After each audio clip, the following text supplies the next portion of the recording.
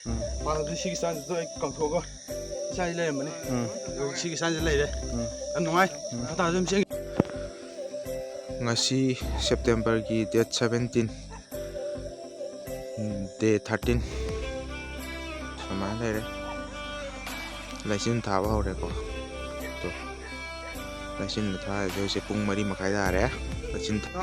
walking chela ko je koi gi ayuk da walking chela ko ngasi gi oina hawa nungai pawdon kha tambi ꯁꯤꯒꯤ ꯑꯣꯏꯅ ꯋꯥꯏꯗꯤ ꯑꯩ ꯌꯥꯝ ꯇꯣꯏꯅ ꯁꯦꯝꯕ ꯅꯠꯇꯦ ꯊꯕꯛ ꯋꯥꯕꯅꯤꯅ ꯅꯣꯡꯃ ꯁꯤꯔꯒ ꯅꯤꯅꯤ ꯂꯦꯞꯄ ꯇꯧꯕꯅꯤꯅ ꯌꯥꯝ ꯋꯥꯏ ꯅꯍꯥꯟꯒꯩꯗꯤ ꯄ꯭ꯂꯦꯟꯗ ꯁꯦꯝꯕꯅꯤ ꯑꯗꯨꯕꯨ ꯑꯩꯈꯣꯏꯒꯤ ꯁꯤꯒꯤ ꯂꯝꯕꯤꯁꯦ ꯂꯣꯏꯅꯃꯛ ꯈꯣꯏꯒꯥꯏꯕꯅ ꯃꯔꯝ ꯑꯣꯏꯔꯒ ꯆꯦꯟꯕ ꯌꯥꯗ꯭ꯔꯦ ꯈꯣꯡ ꯅꯥꯔꯦ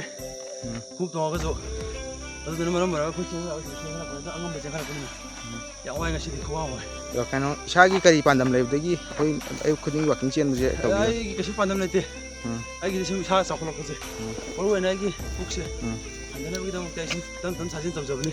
ꯄꯥꯟꯗꯝꯒꯤ ꯃꯇꯨꯡ ꯏꯟꯅ ꯑꯩ ꯆꯦꯟꯕꯗꯤ ꯅꯠꯇꯦ ꯍꯣꯏ ꯄꯥꯟꯗꯝ ꯑꯃ ꯍꯥꯏꯕꯕꯨ ꯑꯩꯒꯤ ꯄꯥꯟꯗꯝ ꯍꯥꯏꯕꯕꯨ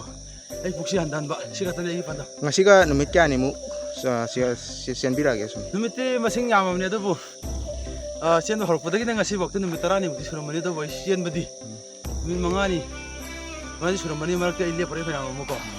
ꯊꯕꯛ ꯁꯪꯗꯕ ꯑꯩ ꯅꯠꯇ꯭ꯔꯒ ꯇꯨꯝ ꯍꯧꯒꯠꯅꯤꯡꯗꯕ ꯍꯥꯏꯒꯗ꯭रा ꯀꯩꯅꯣ thank you nako kanam ta hang jawgi ge ꯍꯥꯏꯌꯣ koi gi chen badi dagi adom ta kari kari kana ba result phang ge ꯀꯥꯟꯅꯕ ꯍꯥꯏꯕꯨ ꯑꯩ ꯏꯁꯥ ꯐꯖꯅ ꯅꯨꯡꯉꯥꯏꯔꯦ ꯑꯩ ꯍꯥꯟꯅꯗꯒꯤ ꯑꯩ ꯌꯦꯡꯖꯕ ꯀꯥꯟꯗ ꯈꯤꯇꯪ ꯍꯟꯊꯕ ꯃꯥꯜꯂꯤ ꯄꯨꯛꯁꯤꯁꯨꯀꯣ ꯍꯥꯟꯅ ꯀꯪꯉꯝꯕꯅꯤ ꯑꯗꯣ ꯍꯧꯖꯤꯛ ꯁꯤ ꯈꯔ ꯄ꯭ꯂꯦꯟ ꯑꯣꯏꯔꯛꯅ ꯂꯩꯔꯦ ꯍꯥꯟꯅꯗꯤ ꯁꯤꯒꯤ ꯁ꯭ꯇꯥꯏꯜꯗꯣ ꯑꯩ ꯀꯥꯎꯊꯣꯛꯑꯒ ꯏꯁꯥꯒꯤ ꯂꯩꯔꯝꯕꯅꯤ ꯁꯤꯒꯤ ꯁ꯭ꯇꯥꯏꯜꯁꯦ ꯂꯩꯔꯦ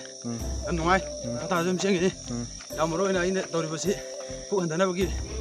ꯑꯗꯨꯒꯤ ꯄꯥꯟꯗꯝꯗꯅ ꯑꯩꯅ ꯇꯧꯖꯔꯤꯕ ꯆꯦꯂꯦꯟꯖ ꯑꯁꯤ ꯊꯦꯡꯀ꯭ꯌꯨ